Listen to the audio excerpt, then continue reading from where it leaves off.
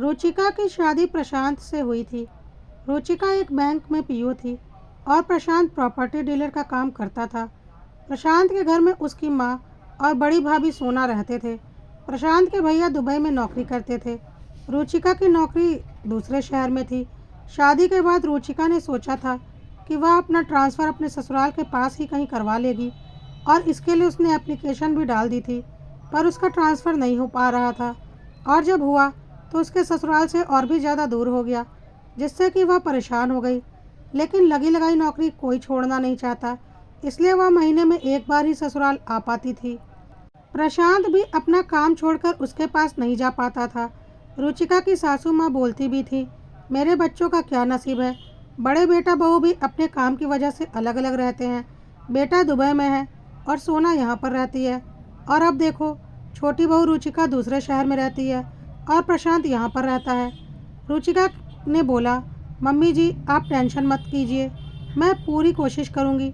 अपने पापा से भी बोल दिया है अपनी तरफ से सिफारिश लगाने के लिए, उनकी कुछ लोगों से जान पहचान है। जल्दी ही मेरा ट्रांसफ़र इसी शहर में हो जाएगा। काफ़ी कोशिशों के बाद शादी के 2 साल बाद रुचिका का ट्रांसफ़र उसके ससुराल वाले शहर में हो पाया। अब रुचिका ने सोचा कि शायद अब ज़िंदगी थोड़ी सुकून की होगी, लेकिन उसे क्या पता था अब उसे क्या क्या देखने को मिलेगा। जल्दी ही रुचिका को समझ में आ गया कि उसकी जेठानी सोना और उसके पति प्रशांत के बीच नाजायज़ संबंध है, और उसकी सासू माँ इन सब बातों से अनजान है, क्योंकि वह दिन भर अपने पूजा पाठ, भजन कीर्तन, सत्संग आदि में खुद को व्यस्त रखती हैं और घर में बहुत ही कम रहती हैं। इसलिए उन्हें इस बात की भनक भी नहीं है, और कभी अगर उन्होंने दोनों को साथ हंसी मजाक करते देखा भी तो एक सामान्य सा देवर भाभी का हंसी मजाक समझा। लेकिन रुचिका प्रशांत की पत्नी थी और उसे समझते देर नहीं लगी कि दोनों के बीच सामान्य देवर भाभी के संबंध नहीं है, बल्कि नाजायज़ संबंध है। रुचिका ने एकाएक बहुत तमाशा कर दिया। सासू माँ हैरान हो गई और रुचिका से बोलने लगी, दिमाग ठीक है तुम्हारा? कैसा इल्ज़ाम लगा रही हो तुम अपने पति और जेठानी पर? ऐसा कुछ भी नहीं है, तुम फिजूल का शक कर रही हो।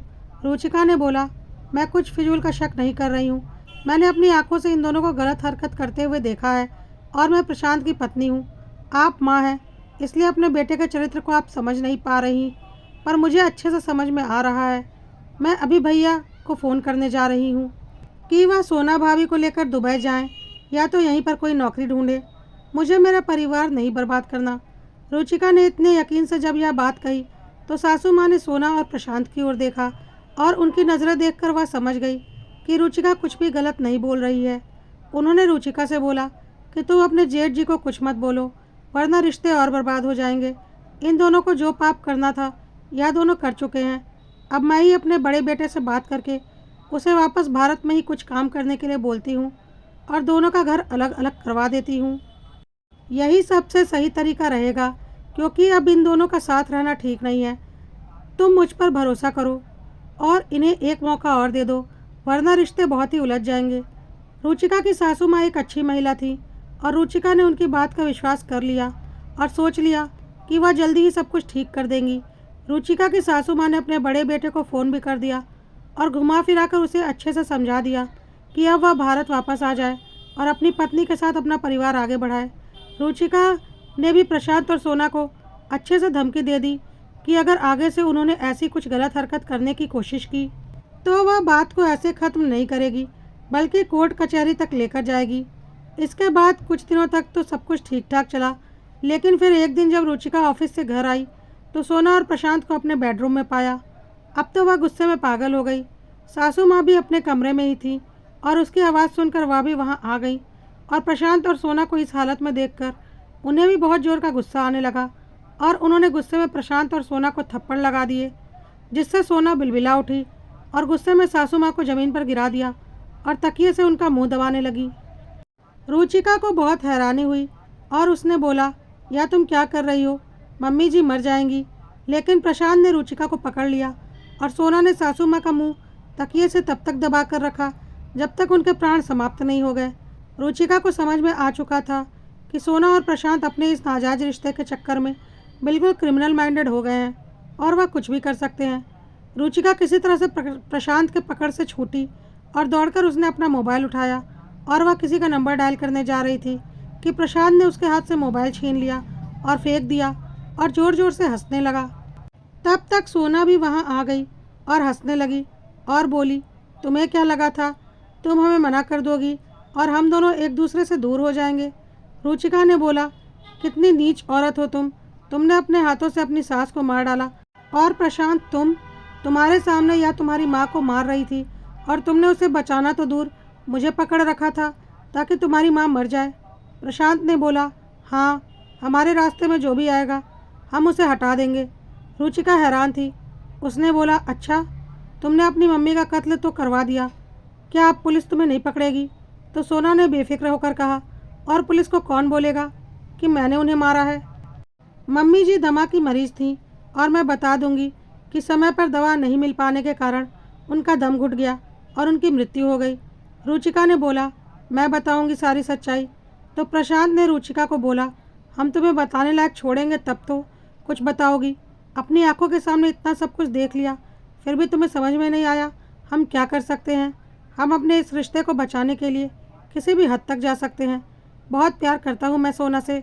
यह सुनकर रुचिका बोली, अगर इतना ही प्यार था एक दूसरे से तो मुझसे शादी क्यों की? प्रशांत ने बोला, इसलिए कि क्योंकि तुम्हारी सरकारी नौकरी थी, हर महीने एक अच्छी खासी तनख्वाह इस घर में आती, पैसे किसे प्यारे नहीं होते, इसलिए तुमसे शादी की। मुझे तुमसे कोई प्यार व्यार नहीं है। सुनकर रुचिका हैरान हो गई। प्रशांत ने बोला, और तुम भी बहुत ढीठ हो और अड़ियल टाइप की हो। तुम्हारा ट्रांसफ़र यहाँ पर ना हो इसके लिए मैंने कम पैसे खर्च नहीं किए थे और 2 साल तक तुम्हारा ट्रांसफ़र यहाँ से दूर करवा रखा था, लेकिन अपने पापा से पैरवी लगवा कर आखिर तुमने यहाँ ट्रांसफ़र करवा ही लिया। अगर तुमने इतना दिमाग नहीं चलाया होता तो यह सच्चाई कभी सामने नहीं आती और सब कुछ आराम से चलता रहता।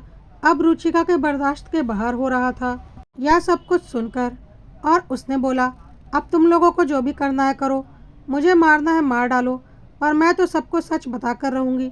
मैं जा रही हूँ पुलिस के पास। यह सुनकर सोना ज़ोर ज़ोर से हंसने लगी और बोली, जहाँ जाना है जाओ, लेकिन जाने से पहले यह तो देख लो। कहकर सोना ने अपने मोबाइल में एक वीडियो रुचिका के सामने चला दिया, जिसे देखकर रुचिका हैरान हो गई। सोना ने चुपके से बाथरूम में मोबाइल लगाकर रुचिका के नहाने की वीडियो रिकॉर्ड कर ली थी और अब सोना खुलेआम रुचिका को धमकी दे रही थी और बोल रही थी, अगर तुमने पुलिस में हमारी कंप्लेंट की ना तो वादा करती हूँ इस वीडियो को इतना वायरल कर दूंगी कि तुम्हारा जीना मुश्किल हो जाएगा। तुम इस घर के बाहर निकल कर तो दिखाओ, पुलिस के पास जाकर तो दिखाओ। भले ही हम जेल चले जाएंगे, लेकिन यह वीडियो तो वायरल होकर रहेगी। और तुम्हें पता है ना, अगर एक बार वीडियो वायरल हो जाती है तो उसे रोकना बहुत ही मुश्किल होता है। फिर देखती हूँ तुम कैसे लोगों का सामना करती हो। रुचिका को कुछ समझ में नहीं आ रहा था। बगल में सासू माँ की लाश पड़ी हुई थी, ऊपर से उसे उसकी वीडियो वायरल करने की धमकी दी जा रही थी। रुचिका की आंखों के सामने इतना सब कुछ करने के बाद बेशरम सोना और प्रशांत मुस्कुराते हुए उसके सामने ही एक दूसरे का हाथ पकड़कर सोना के बेडरूम में घुस गए और अपनी अय्याशी करने लगे। रुचिका को समझ में आ गया था यह दोनों बहुत ही ज़्यादा अय्याश और क्रिमिनल माइंडेड हैं। अभी उन दोनों ने बेडरूम का दरवाज़ा बंद ही किया था कि बहुत ज़ोर ज़ोर से डोरबेल बजने लगी और दोनों हड़बड़ाकर कमरे के बाहर आए और सोचने लगे, इस वक्त कौन आ गया। रुचिका का फ़ोन तो प्रशांत ने छीन कर फेंक दिया था और रुचिका ने किसी को फ़ोन भी नहीं किया था। प्रशांत ने दरवाज़ा खोला तो सामने रुचिका के पापा पुलिस लेकर खड़े थे, जिसे देखकर प्रशांत और सोना हड़बड़ा गए। प्रशांत तेज़ी से भागने की कोशिश कर रहा था, लेकिन पुलिस वालों ने उसे पकड़ लिया। पुलिस के साथ लेडी पुलिस भी थी, जिसने सोना को पकड़ लिया और उन दोनों को जेल लेकर जाने लगे। साथ ही साथ रुचिका की सासू माँ की डेड बॉडी को भी उन लोगों ने उठा लिया। रुचिका को कुछ समझ में नहीं आ रहा था और उसने अपने पापा से बोला, पापा, आप यहाँ कैसे आ गए? मैं तो इन लोगों के बीच बुरी तरह से फंस गई थी। इन लोगों ने धोखे से मेरी नहाते हुए एक वीडियो भी बना ली है, जिसे वायरल करने की धमकी दे रहे हैं। रुचिका के पापा ने बोला, घबराओ मत बेटा, हमने सब सुन लिया है। रुचिका ने बोला, कैसे? रुचिका के पापा ने बोला, तुम्हारे नंबर से मुझे कॉल आ रहा था, लेकिन फिर तुमने कुछ बोला नहीं, पर तुम लोगों की बातें मुझे सुनाई दे रही थी और मैं तुरंत ही पुलिस के पास चला गया। देखो, कॉल अभी भी कनेक्टेड है। पुलिस वालों ने भी सारी बातें कॉल पर सुनी है। देखकर रुचिका हैरान हो गई और उसने अपना फ़ोन उठाया। फ़ोन प्रशांत ने फेंका जरूर था, पर उसके पहले उसके पापा का नंबर डायल हो चुका था और फ़ोन कनेक्ट भी हो गया था। जिसे किसी ने नहीं देखा था। और यहाँ पर सोना और प्रशांत जो कुछ भी कर रहे थे, सब कुछ रुचिका के पापा को सुनाई पड़ रहा था और वह वक्त पर पुलिस के पास पहुँच गए थे और पुलिस को लेकर आ भी चुके थे। फ़ोन पर ही प्रशांत और सोना ने अपना सारा गुनाह भी कबूल कर लिया था कि उन दोनों के बीच नाजायज़ संबंध है। उन्होंने अपनी माँ का कत्ल किया है और रुचिका की गलत वीडियो बनाई है। अब तो किसी सबूत की ज़रूरत भी नहीं थी। नसीब ने रुचिका का साथ दिया था और वक्त पर वह उन दोनों शातिर अपराधियों से बच गई थी। रुचिका अपने पापा के गले लगकर रोने लगी। तभी रुचिका के जेठ का फ़ोन उसके फ़ोन पर आने लगा और वह बोलने लगा कि मैं सोना और माँ को काफ़ी देर से फ़ोन कर रहा हूँ, पर दोनों में से कोई फ़ोन क्यों नहीं उठा रहा। मैं इंडिया आ चुका हूँ और बस अब घर पहुँचने ही वाला हूँ। रुचिका ने बोला, भैया आप घर आइए, जब तब आपको सारी बातें बताते हैं। थोड़ी देर में रुचिका का जेठ भी घर आ चुका था और घर आने पर जब उसे सारी सच्चाई पता चली तो उसे यकीन नहीं हो रहा था कि उसकी पत्नी और उसका भाई उसके पीठ पीछे इतना बड़ा षड्यंत्र कर सकते हैं। पर वह भी क्या करता। जैसे रुचिका के साथ गलत हुआ था वैसे ही उसके साथ भी गलत हुआ था और इन सब में उसकी माँ, जिनका कोई दोष नहीं था, उनकी मृत्यु हो गई थी। इतना नीच बेटा था प्रशांत, अपने सामने अपनी माँ को मरने दिया अपने नाजायज़ रिश्ते को बनाए रखने के लिए। लेकिन अब प्रशांत और सोना अपनी सही जगह पर पहुंच चुके थे और पुलिस के पास पर्याप्त सबूत होने के कारण उनके बचने की गुंजाइश बहुत ही कम थी। रुचिका अपने पापा के साथ चली गई। क्या करती अब वह इस घर में रहकर। और रुचिका के जेठ ने भी सोच लिया था कि वह वापस दुबई चला जाएगा। अब भारत में रहकर वह भी क्या करेगा जब उसकी पत्नी एक चरित्रहीन औरत निकली, उसका भाई एक चरित्रहीन पुरुष निकला जिसका संबंध उसकी ही पत्नी से था, और उसकी माँ जो अब इस दुनिया में थी ही नहीं, उसकी पत्नी और सगे भाई की मेहरबानी से।